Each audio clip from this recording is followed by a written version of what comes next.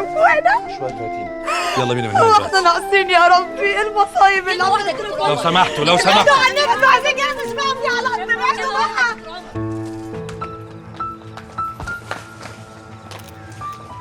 حضرتك تحبي تقولي ايه في موقف زي ده؟ انا دم جوزي مش هيروح خطر، والحكايه كلها لعبه سياسه رخيصه، والبنت دي حد زقها عليه، وانا متاكده الطب الشرعي هيقول كلامي. هو كان متجوزها فعلا؟ كده انا متاكده الورقه دي مزوره امال هي ازاي خرجت؟ مؤقتا لحد نتيجه الطب الشرعي، وانا عارفه ان كلامي هيطلع صح. بس كل الشواهد بتقول انه مات بقرص فياجرا، ايه ردك؟ كده ده كلام فارغ عشان يشوهوا صورته. خش قدامي الحمد لله على السلامة. كده برضو يا غازي؟ كده تسيبنا؟ شفت ايه اللي جرالنا؟ تينا، في ايه؟ في يا عمر، أنا عاوز أطمن.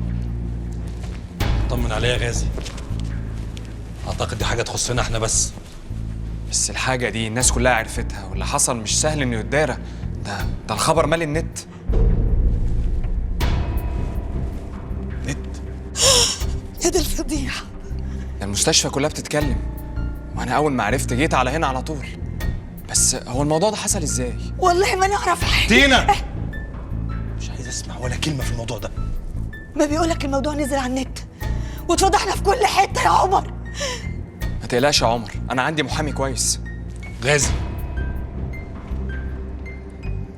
سبق وقلت لك قبل كده مالكش دعوة، علشان دي حاجة تخصنا احنا وبس. أنا آسف يا عمر، كنت فاكر نفسي واحد منكم. عن إذنكم. غازي